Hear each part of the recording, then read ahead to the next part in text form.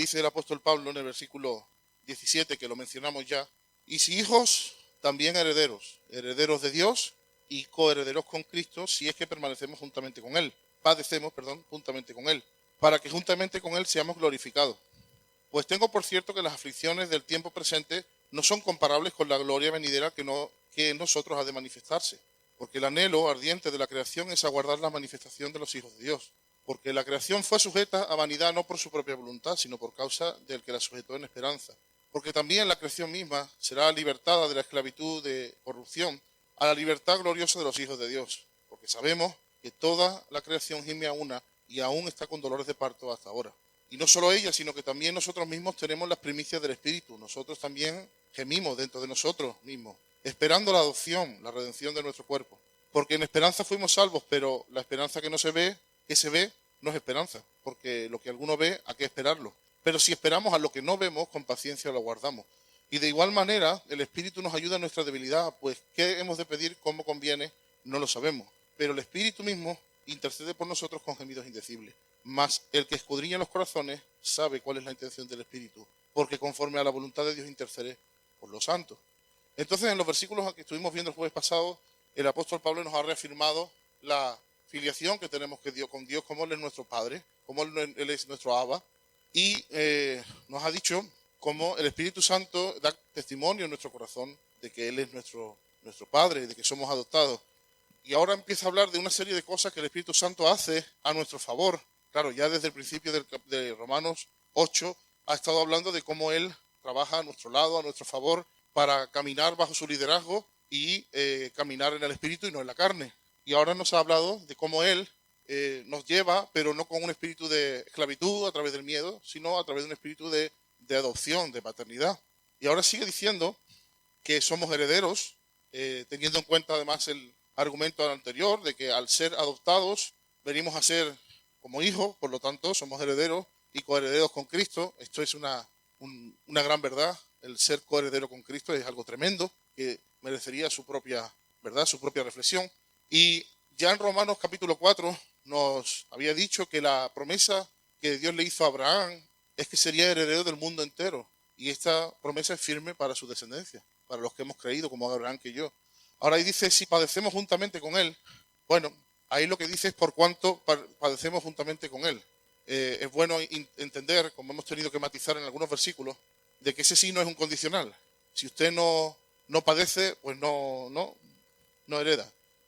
No, lo que te está diciendo es que vas a heredar y vas a padecer. Bien, porque si fuera a través de nuestro padecimiento el que heredáramos, volveríamos a las obras, ¿vale? Entonces, cuidadito ahí, por favor, entendámoslo bien. Pero sí es cierto, el Señor en este sentido nos garantizó aflicción. En este mundo tendréis garantizado. ¿Cuál? ¿Cuánta? Dios sabe. Y ahora el apóstol Pablo viene y nos dice que si vamos a heredar, tenemos garantizado padecimiento. Esto no contradice todo lo que el Señor nos está enseñando de la herencia que tenemos en el Señor, pero en este mundo se recibe en medio de padecimientos y aflicciones.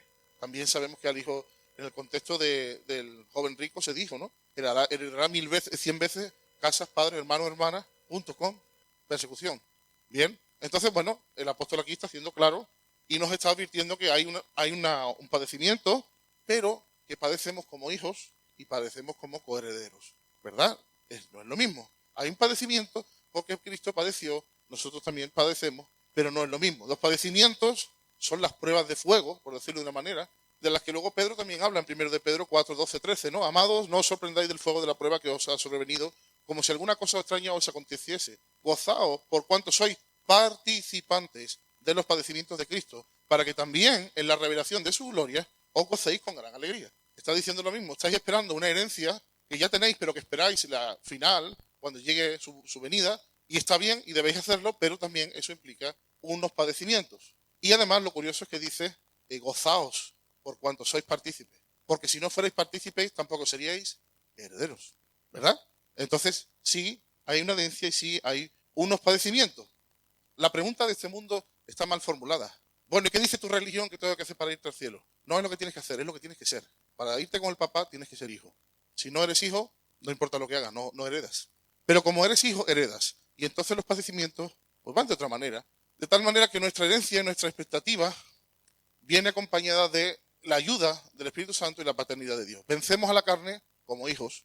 No somos esclavos porque somos hijos y sufrimos como hijos, no como esclavos, ¿verdad? De hecho, la Biblia nos enseña a decir, si vais a sufrir, por lo menos que no sea por causa vuestra, sino que sea por el Señor, que tiene un valor, ¿verdad?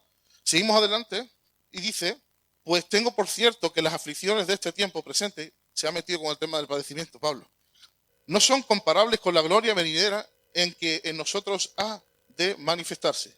¿Cuándo es esa gloria venidera en el contexto que nosotros ha de manifestarse? Bueno, lo ha dicho también en el versículo anterior. Cuando seamos con Él glorificados. Está hablando de cuando Cristo venga en su segunda venida y haya la redención completa. Es importante que señalemos que está hablando de ese punto en el futuro, ¿de acuerdo? Pero sí dice, mira, todo esto es temporal. Al fin y al cabo es temporal y no se puede comparar con la gloria que viene. Es importante, especialmente cuando estamos pasando padecimientos y aflicciones, incluso cuando la vida se pone cuesta arriba, saber que todo esto es como una neblina, que es un soplo y que lo que nos espera allá y nos espera cuando el Señor venga es mucho más de lo que habremos padecido aquí. Amén. La Biblia dice que Él mismo enjugará toda lágrima de nuestros ojos. Juntamente con Él, glorificados. La gloria venidera que en nosotros ha de manifestarse, y ahí en nosotros tiene un sentido de a través nuestra. Una gloria que no es comparable con los padecimientos, dice Pablo. Se ve que el apóstol Pablo había vislumbrado un poco cómo iba a ser la gloria. Por eso era capaz de decir, estos padecimientos son pocos. Claro, el que no vislumbra esa gloria dice, estos padecimientos son tremendos. Pero el que ve, también nos lo enseña en Hebreos, ¿verdad? Que por el gozo puesto delante de él, el Señor abrazó la cruz. Un sentido de ver el gozo, ver la gloria, nos ayuda a ir adelante en medio de las aflicciones. Pablo está mirando hacia el futuro. Versículo 19. Porque el anhelo ardiente de la creación es el aguardar la manifestación de los hijos de Dios. ¿De qué manifestación está hablando en el contexto? La que ha dicho en los versículos anteriores. Cuando sean la gloria manifiesta los hijos de Dios. Cuando seamos glorificados con Cristo. Ese es el contexto del anhelo que tiene la creación. Ahora bien, cuando está hablando ahí de creación, hay mucho debate a qué se refiere. Entonces lo que vamos a hacer es intentar tomar las partes comunes en las que todo el mundo está de acuerdo, que además tienen sentido con el contexto, y dejar que los que llevan 500 años rayándose la cabeza, pues se la sigan rayando, que es su trabajo, ¿verdad? Ahí creación puede interpretarse y tiene sentido que se interprete como la creación en el sentido de la tierra, la creación que Dios ha hecho. La creación está en ese anhelo ardiente, pero también tiene un sentido de la creación a la criatura, lo creado. Y lo creado son todos los seres vivos creados, más también los seres humanos. Y dentro de los seres humanos, los que creen y los que no creen. Y veremos por qué esto tiene su importancia. En el versículo 20 dice que porque la creación fue sujeta a vanidad, no por su propia voluntad, sino por causa del que la sujetó en esperanza. O sea que la creación, toda la creación, entendiéndose como la creación que Dios ha creado y también entendiéndose como las criaturas que Dios ha creado, han sido sujetas a vanidad, a un sentido de vacío, a un sentido de pérdida de propósito, por causa, no por deseo propio, sino por alguien más. Pero lo sujetó en esperanza. Sigue diciendo, porque también la creación misma será libertada de la esclavitud de corrupción, a la libertad gloriosa de los hijos de Dios. Porque sabemos que toda la creación gime a una y aún está con dolores de parto hasta ahora. Y no solo ella, sino también nosotros. Bien, la creación como lo creado por Dios, lo creado por Dios.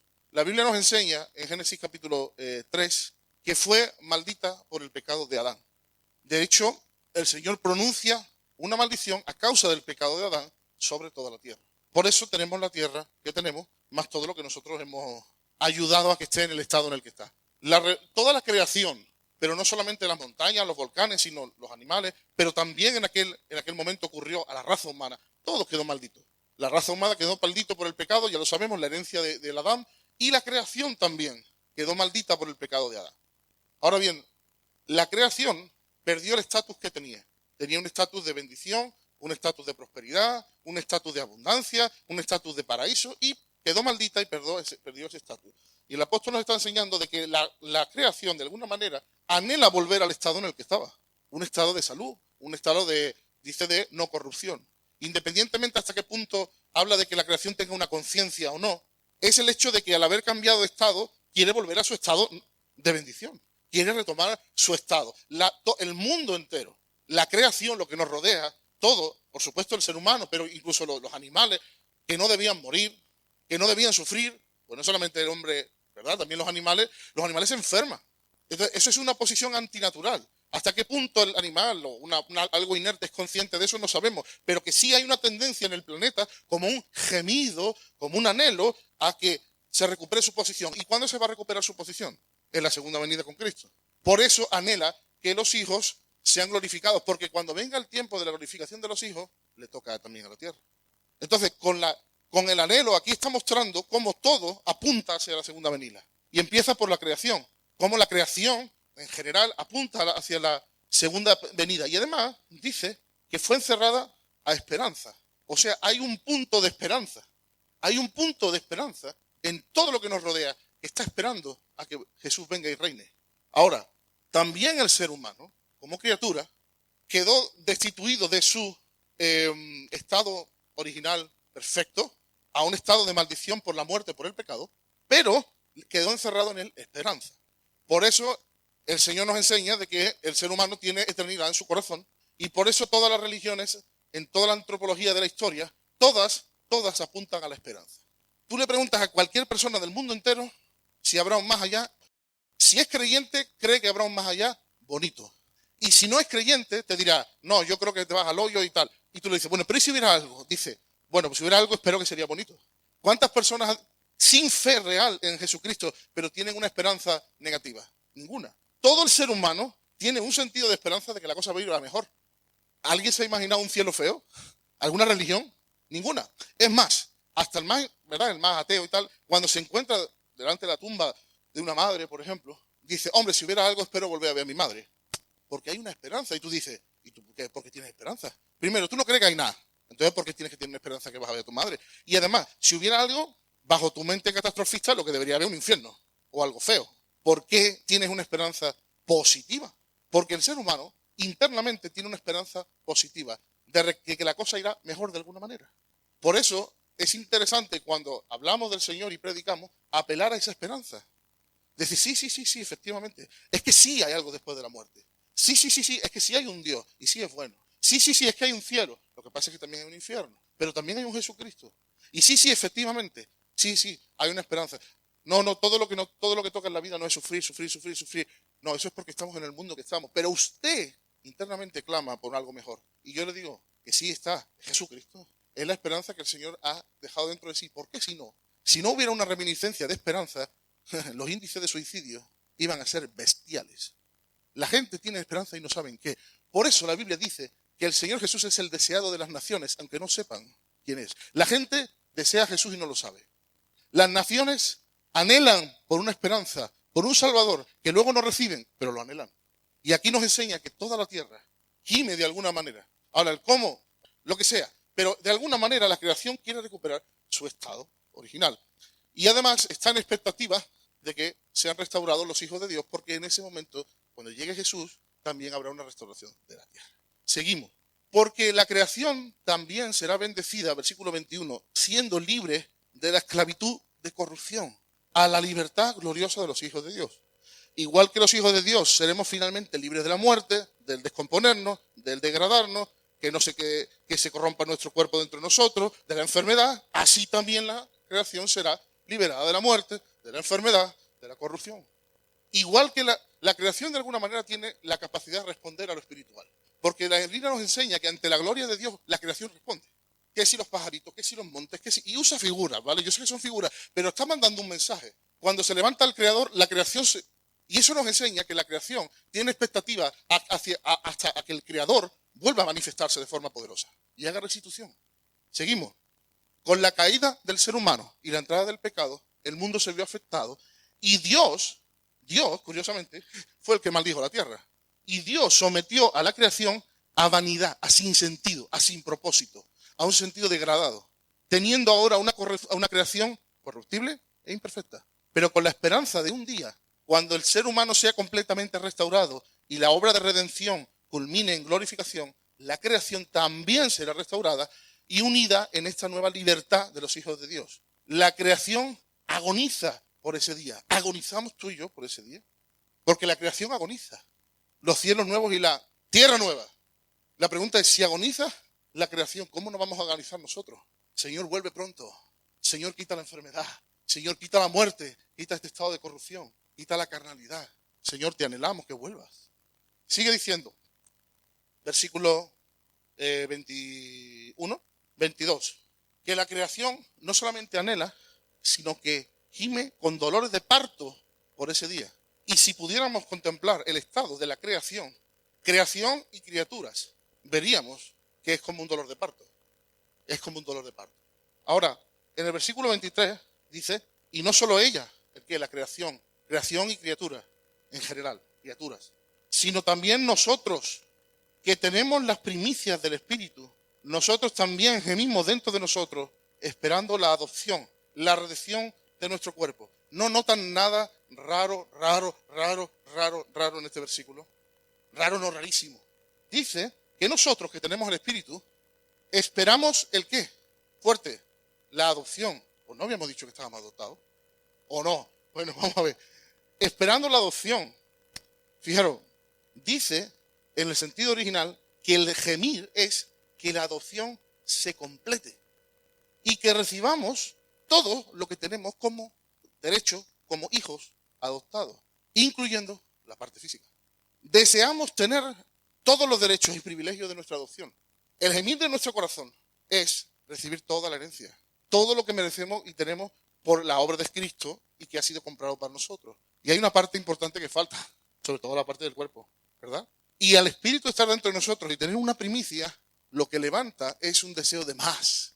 Por eso, la actitud que debería ser, desde mi punto de vista, en la luz de este texto, lógica de una persona que tiene experiencia con el Espíritu Santo, es a buscar más. Por eso la gente que vislumbra lo que llegará, empieza a querer traérselo para acá a marcha forzada. Porque hay un anhelo, ¿vale? Yo tengo unas primicias del Espíritu, pero mi alma necesito sanidad. Hay unos recuerdos, hay unos gestos, y además mi cuerpo, Señor, sanidad ya. Y por eso a veces se pasan de frenada. Pero hay un anhelo basado en que hay una primicia. Porque la otra actitud sería decir, gracias Espíritu Santo, esto es todo lo que hay, nos vemos en la segunda venida. Y no, aquí vemos que hay un gemir. Señor, he sido adoptado, pero quiero la adopción completa. Y Él nos ha dicho, y nos está diciendo, que la adopción completa llega en la segunda venida. Pero hay un anhelo de recibir todo lo que Él tiene para nosotros lo antes posible. Por eso, normalmente, el que tiene fe para arrancarle, no sé quizá el término más prudente, pero para intentar traer algo más de la salvación, ahora normalmente lo vive más que el que no lo tiene la fe. Y Cristo es el mismo. Y Jesús es el mismo. ¿Por qué? Porque hay un gemir dentro de nosotros esperando la culminación de la adopción, la redención de nuestro cuerpo. Ahora, eso no debe chocar con el hecho de que, bueno, el apóstol Pablo pidió 3 veces que se le quitara un mensajero, que parece todo el mundo pensar que era una enfermedad, y la respuesta fue que no. Bien, pero lo intentó. Hasta que el Señor le dijo que no. ¿Por qué? Porque, vale, Señor, no, perdón. Esto es para cuando vengas a estar conmigo. Pero, claro que sí, si tengo la primicia, pero que usted y yo haríamos lo mismo, si entendiéramos lo que está del otro lado. Si entendiéramos la gloria, diríamos, ¿y no puede llegar algo más? ¿Y no puede llegar algo más? ¿Y el Señor no puede derramar ahora de un poco de eso y un poco de lo otro? Porque el ministerio de Cristo fue un ministerio que ministró mucho al cuerpo humano de la gente. Y luego se morían. Por lo tanto, Él estaba mandando un mensaje. Este no es el final, pero es el camino. Ahora, lógicamente, sabemos que el cielo aquí cuando venga Cristo. Claro que sí. Y sabemos que también, al lado de esto, hay una doctrina de los padecimientos que Pablo nos acaba de recordar. Pero no quita que hay un gemir dentro de nosotros. Señor, ese día en que tú traigas redención completa a mi cuerpo, a mi familia, aquel ser querido que se fue comido por el cáncer, lo voy a ver como un chaval, lo voy a ver como una chavala, lo voy a ver joven, lo voy a ver en su plenitud y lo voy a ver con cuerpo espiritual, del cual nos enseña Pablo también en Corintios. Y un cuerpo espiritual, sin entrar ahí, ¿vale? Solamente quiero decirte un detalle. El cuerpo espiritual es como el cuerpo de Jesucristo. O sea, un cuerpo físico, pero que es capaz de vivir en todo el potencial que tiene el espíritu de la persona. O sea que el cuerpo ya no es un impedimento, sino que el cuerpo está adaptado para que pueda vivir el potencial de la persona. El cuerpo es espiritual. O sea, donde el cuerpo ya no es un impedimento, sino que el cuerpo se pone alineado con el resto de la salvación y con el resto de la redención. Y si tu espíritu dice para acá, el cuerpo dice sin problema, para allá, sin problema. ¿Por qué? Porque ya viene a un estado en el que es compatible con un espíritu completamente restaurado. Y yo me imagino que el apóstol Pablo vivía esto porque tenía un espíritu muy fuerte. Y me imagino que si veía algún tipo de achaque en su vida, le tenía que pesar. Porque un espíritu tan fuerte, tan desarrollado, que dice, yo voy para acá, yo voy para allá, yo en el nombre del Señor hago, no sé qué. Y cuando llevas 3 kilómetros, te está doliendo la pierna, dice, ay, este cuerpo, estoy deseando que me lo pongan a punto. Claro, el que no vive eso, dice, con este cuerpo tiro. Claro, para lo que estás haciendo, con perdón, para lo que estoy haciendo. Pero los grandes hombres de Dios, el cuerpo se le queda atrás. Y dicen, ¿quién me diera tener 20 años? Nunca lo he escuchado. Claro, y hay un genio. El día en que tú vas a redimir nuestro cuerpo. Seguimos. Porque en esperanza fuimos salvos. Pero la esperanza que se ve no es esperanza. Porque lo que alguno ve, ¿para qué esperarlo? O sea, si lo estoy viendo, ya no es esperanza. Ahora, ¿cuál es la esperanza de la que está hablando aquí? La viene comentando. La esperanza de la redención completa. Por eso la esperamos, porque no la vemos. Porque lo que vemos es achaques, dolor, enfermedad. Y si lo viéramos, ya no lo esperaríamos. Ya no sería fe, porque lo tendríamos delante. Pero el apóstol Pablo dice, pero es que hemos sido salvos en esta esperanza. La salvación de Cristo incluye la esperanza de un cuerpo redimido, resucitado. Y en esa salvación, en esa esperanza, estamos. En esta actitud estamos. En que no hemos recibido todavía todos los beneficios de nuestra salvación. En que hay beneficios que están reservados, pero en que nosotros seguimos anhelando que el Señor lo antes posible mande sus beneficios. Y aunque no lo hemos visto, lo creemos y con paciencia lo aguardamos. Lo aguardamos con paciencia. Seguimos. Versículo, sé que vamos un poco rápido, pero bueno. Versículo 26. Y de igual manera, el Espíritu nos ayuda en nuestra debilidad.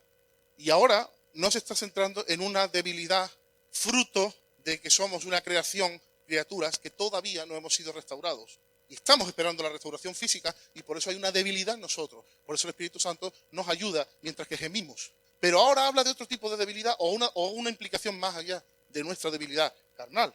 Y no está hablando de debilidad en el sentido de pecado, está hablando de lo que estamos hablando, de todavía no estar completada la redención. Y dice, no, y además que esta debilidad os influye a la hora de orar. Dice, pues, ¿qué hemos de pedir como conviene? No lo sabemos. Pero el Espíritu mismo intercede por nosotros con gemidos indecibles. 27. Mas el que escudriña los corazones sabe cuál es la intención del Espíritu, porque conforme a la voluntad de Dios intercede por los santos. Versículo 26.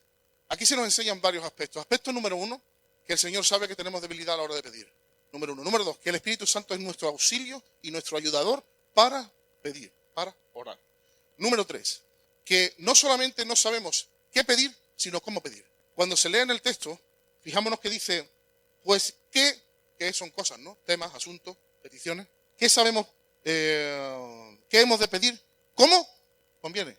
O sea, no solamente es el qué, sino el cómo. Dice, bueno, que hay varias cosas que pedir, sí lo sé, pero que hay varias formas de pedir, no lo sé. Sí, hombre, sí lo sabe. Claro, puedes pedir con peticiones, acciones de gracias, con clamor, en lengua. ¿No hay un montón de formas de pedir al Señor? ¿No se nos enseña haciendo rogativas? Un montón de formas en las que nos aproximamos al Señor a pedirle. Pero no solamente cómo, en qué tipo de oración, porque la Biblia nos enseña que hay tipos de oración. La oración de poder, la oración de confesión, la oración de gratitud, la oración para fortalecernos en el espíritu, la oración por sanidad, etc. Sino además el cómo, con qué fe, con qué actitud, con qué fervor, porque la Biblia nos enseña a orar con fe, porque el que pide sin fe no espere recibir tal cosa, nos enseña Santiago. La Biblia nos enseña a orar con fervor, como lo hacía Olías. Hay muchas formas de orar. Y en cada momento tenemos que orar lo que conviene y cómo conviene. Hay momentos en que se ora de una forma fervorosa y levantando la voz, y hay momentos, pues que, como Ana en el templo, casi no se le escucha ni balbucear. Entonces, claro, nos encontramos que tenemos que orar por lo que debemos orar y como debemos orar. Y nos encontramos débiles. No, yo cada vez que me acerco al Señor para orar, sé cómo orar. Yo no. También depende, míratelo, porque si, yo también puedo... No, es que mira, hermano, coge la Biblia y ya está. Ora lo que dice la Biblia. Vale, yo estoy de acuerdo en orar la Biblia, pero por esa regla de 3 yo cojo el Padre Nuestro, lo oro siempre y siempre estoy acertando, porque lo dijo Jesús. Y lo cierto es verdad es que en Hechos, luego cuando levantaron la voz no oraron el Padre Nuestro. ¿Os acordáis? Soberano Señor, Dios de la tierra, que tú que has creado, mira las amenazas y conceda a tus siervos de nuevo para que prediquen. ¿Dónde está el Padre Nuestro? No es tan fácil, hermano. No es tan fácil. Ahora, si no sabemos qué orar, Padre nuestro el canto. Y si tenemos el privilegio de haber recibido el don de lenguas, porque el Espíritu ora misterios que entiende el Padre. Claro que sí, pero no estamos hablando de eso. Estamos hablando de orar, la oración, que Dios quiere que se ore de forma eficaz. Y orar como Dios quiere, con las consecuencias que eso tiene, porque orar es creer más confesar. Y eso tiene muchísima, muchísima importancia, porque si eso conecta con el cielo, de repente el cielo influye en la tierra. La Biblia nos enseña a pedir cosas que están en el cielo para que se hagan en la tierra. La Biblia nos enseña a atar cosas en el cielo para que se aten en la tierra y desatar cosas en el cielo para que se desaten en la tierra. Por lo tanto, una oración alineada con la voluntad de Dios, fruto de un guiar del Espíritu Santo que produce una fe y sale en una confesión al mundo espiritual, tiene poder. Tiene poder. Y cuando no tiene poder, ¿verdad que no? Lo sabemos por los fracasos, ¿verdad? Vaya si tiene poder. La oración de Daniel, por favor. 21 días de guerra ahí arriba. Y Daniel, pum, pum, pum, pum, pum, pum. ¡Qué hombre, Dios mío! ¿Qué hiciste tú con ese hombre? 21 días, pum, pum, pum, pum. Y le dice el ángel, muy amado, desde el primer día se te oyó en el cielo. Y dice que tuvo una manifestación tan fuerte, dice que el hombre se quedó como muerto.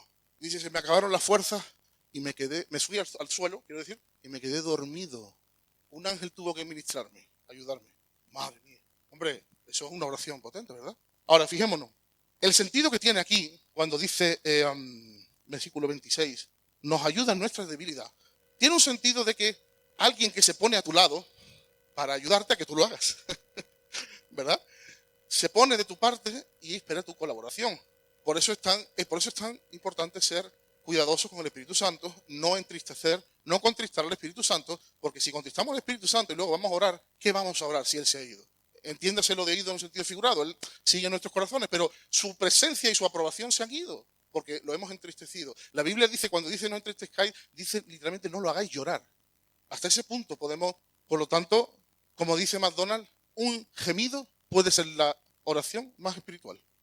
La palabra que usa cuando dice Él mismo intercede por nosotros, es una palabra que tiene varios sentidos. Y es importante que entendamos los sentidos para entender qué está hablando aquí. Siempre entendiendo que, como dice el versículo 27, su intercesión va a ser certera, va a ser en el clavo. Cuando oramos bajo la influencia, con la ayuda del Espíritu, estamos dando en la diana, ¿verdad? Dice H. que me gusta cómo lo pone, dice, la oración es lo divino dentro de nosotros apelando a lo divino encima de nosotros. Hay dos razones muy obvias por las que no podemos orar como deberíamos. La primera es porque no podemos predecir el futuro. No podemos ver el año que viene, ni siquiera la hora que viene. Y por lo tanto, puede que pidamos ser liberados de cosas que serían para nuestro bien. Y se nos concedan cosas que causarían nuestra ruina. Bendíceme, Señor. Pues bendito y se fue al mundo. ¿Sabéis, no? Y en segundo lugar, no podemos orar como es debido porque en una situación dada no sabemos qué es lo que más nos conviene. No sabemos lo que más nos conviene. Esta tarde he tenido que pinchar a mi hija para una vacuna. Y te aseguro que su oración, su clamor y su gemido era no me pinches, papá. Muchas veces estamos en la situación de un niño que quiere algo que podría traer muchos males. Y Dios está a veces en un lugar de padre que tiene que negarle al hijo lo que pide y mandarle a hacer lo que no quiere porque sabe lo que es mejor para el niño. Los griegos ya decían eso. Pitágoras le prohibía a sus discípulos pedir para sí mismos y decía que no estaban preparados para poder hacerlo y a causa de su ignorancia no podían pedir lo que les conviene.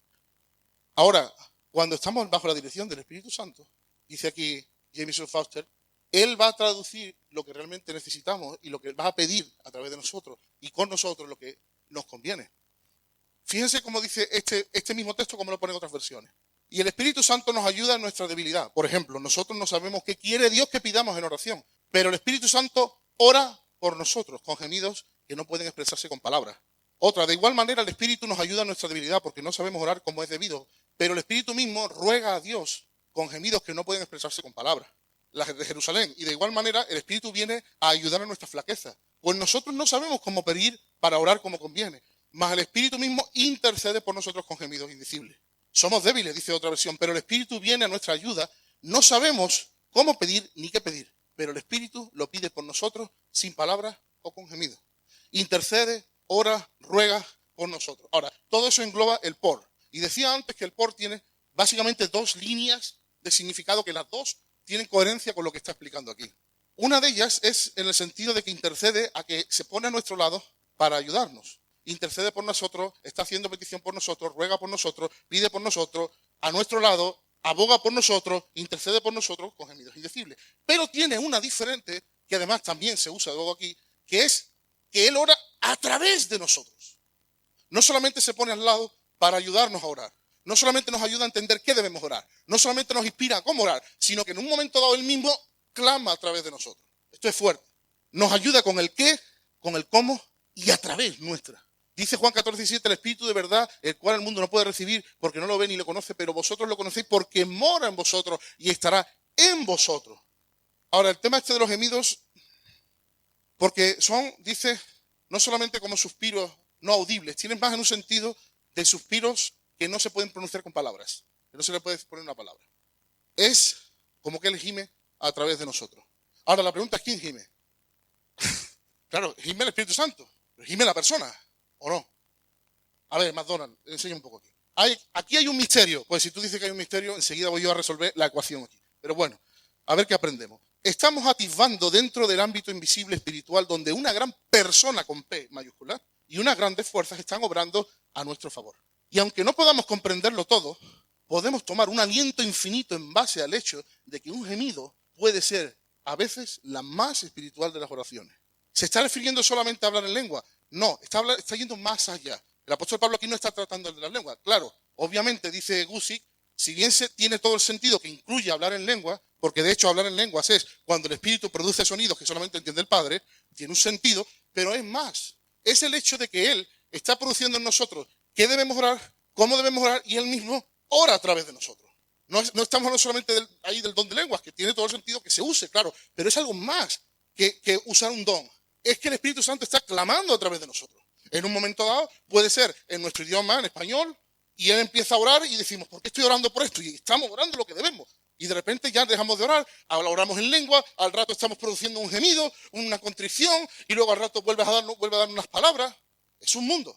Carlos Calachés, que hace un montón de años aquí en un retiro, nos contaba cómo estando en África, estaba allí en medio de, no sé, qué hermanos allí con un dialecto, y estaban todos orando ahí, el inglés y en lengua, y los hermanos pues en sus dialectos, ¿no? Y de repente se estaba predicando, se estaba hablando la palabra, se estaba mandando la profecía y él empezó a decir, bula, bula, bula, bula. Creo que fue así. Es que no manejo muy bien el suajili, hermano, pero creo que era bula, bula, bula, bula, bula, bula. Y el hombre, ni corto ni perezoso, dijo, bula, bula, una hora es lo que haga falta. Bula, bula, bula, bula, bula, bula, bula, bula, bula, bula, bula, bula. Hasta que uno se le acercó y le dijo que bula, bula significaba así dice el Señor. Hay una inspiración del Espíritu Santo. Pablo está hablando en este versículo en términos generales de la vida de oración de los cristianos. No discute específicamente el tema de hablar en lengua, aunque sin embargo hay similitudes, pero está hablando de más, está hablando de una canalización de lo que el Espíritu Santo está hablando. Uno de los significados de la palabra por nosotros, es un sentido de instrumentalidad. O sea, nosotros venimos a ser el instrumento del Espíritu Santo para orar. Y Él ora, empieza, y ya llega un momento en que ya el español no llega, o las lenguas, al que tenga el... No, es una ayuda. Es Él orando exactamente lo que debe ser orado. Y exactamente como debe ser orado. Cuando somos débiles, Él nos ayuda en el qué, en el cómo y a través nuestra. ¿Qué ideas tan sublimes y conmovedoras? Dice JFB. La idea de que mientras luchamos por expresar en palabras los deseos de nuestro corazón y hallamos que nuestras emociones más profundas son inexpresables, son gemidos, bajo un sentido de incapacidad de nosotros mismos. Pero no en vano son estos gemidos, pues el Espíritu mismo está en ellos, dando a las emociones que Él mismo ha encendido solo el lenguaje de que somos capaces, intercediendo por nosotros. La oración es lo divino apelando a lo divino. Te voy a leer unos textos, si me permites alargarme unos minutos, y te voy a poner una ilustración que espero que nos ayude a todos a entender esto. Dice, no voy a entrar en lo que dice Spurgeon sobre aquí, cuando dice la mente, el que entiende la mente del Espíritu, porque nos llevaría mucho tiempo, es una maravilla pensar que el Espíritu, la mente que creó el universo, de repente está interpretando lo que el Espíritu dice dentro de nosotros. Dice el 27, mas el que escudriña los corazones y sabe cuál es la intención, esa palabra intención es la mente, lo que está detrás. O sea, de repente se está canalizando a través de nosotros en gemido la mentalidad del Espíritu Santo que hizo así y creó la tierra. ¿Cómo puede ser eso? Y es conforme a la voluntad de Dios. Y también habla de cómo es tan importante el que estamos orando conforme a la voluntad de Dios. Pero te leo una cosa sobre los gemidos que no me puedo aguantar leértela. Dice Spurgeon, oímos hablar de un clérigo, de quien se dice que pronunció la mejor oración jamás ofrecida en un auditorio de Boston. Tras la oración, la audiencia lo recibió con un aplauso, terminó con un aplauso y ahí se quedó. Queremos la mente del Espíritu en oración y no la mente de la carne. Las plumas de la cola del orgullo deben ser arrancadas de nuestras oraciones, porque solo necesitan las plumas de las alas de la fe. Las plumas del pavo real, de la expresión poética, están fuera de lugar delante del trono de Dios. Escúchame, qué lenguaje tan extraordinariamente hermoso usó en la oración. Qué delicia intelectual fue su oración. Sí, pero Dios mira el corazón. Para Él, el buen lenguaje puede ser como metal que resuena o címbalo que retiñe, pero un gemido lleno de música. No nos gustan los gemidos, dice Spurgeon. No nos gustan los gemidos. Nuestros oídos son demasiado delicados para tolerar sonidos tan lúgubres, pero no es así el gran Padre de los Espíritus. Un hermano, aquí dice metodista, podríamos decir nosotros entre nosotros, muy exaltado, muy pentecostal, clama amén, y tú dices, no puedo soportar tanto ruido, pero si viene del corazón de un hombre, Dios puede soportarlo.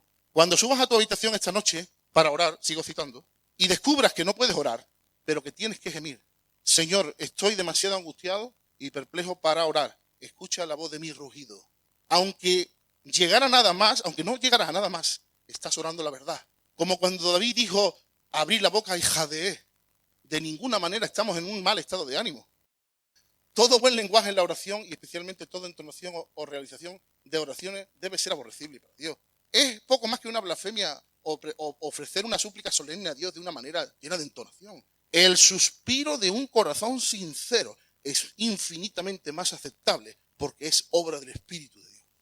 Si tú has escuchado a este hombre o has leído sobre él hablar, predicar y orar, te darás cuenta que no está diciendo que no se puede orar correctamente, porque a él se le llama el príncipe de los predicadores.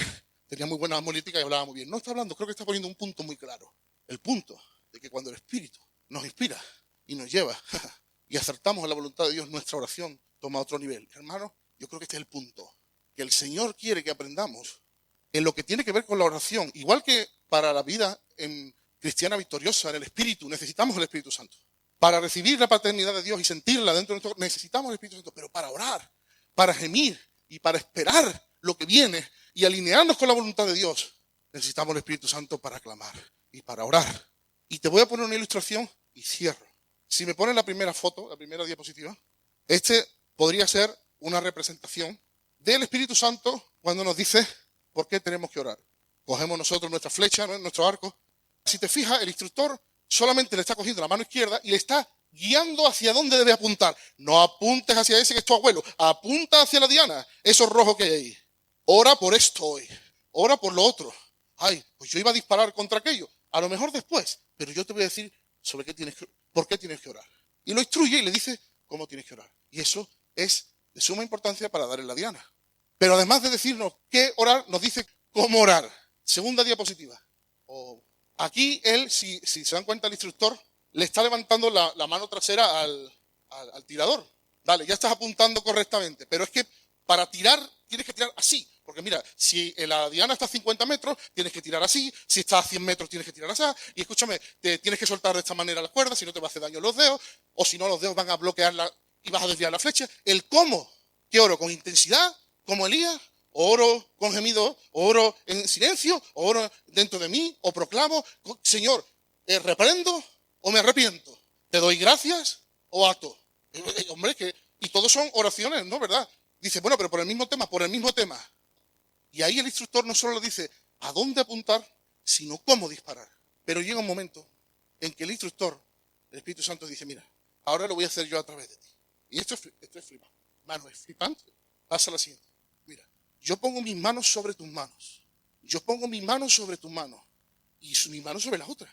Y yo tiro. Bueno, tiras tú. Bueno, tiro yo. Bueno, tiras tú. ¿Quién está tirando ahí? Tiene su mano sobre su mano y va a hacer el movimiento con él. Así se tira, niño. Ha acertado. Hombre, si no llega a estar con él, no le hubiera dado nada. No le hubiera dado nada. Es más, quítalo de ti. Inténtalo. Un churro. ¡Wow! ¡Qué grandes somos! Me imagino el instructor diciendo, grande porque le has dado si llego a quitar mis manos de encima, le das al de al lado. El Espíritu Santo nos ayuda en nuestra debilidad a saber qué orar, cómo orarlo, e incluso Él mismo ora a través de nosotros, con gemidos, junto con nosotros, a través de nosotros, usándonos como instrumento, inspirando como lo quieras ver, para que nuestra oración sea conforme a la voluntad de Dios. Y el que escudriña la mente del Espíritu, la intención del Espíritu, el propósito del Espíritu, por dónde va el Espíritu, dice, por ahí. Ahí está.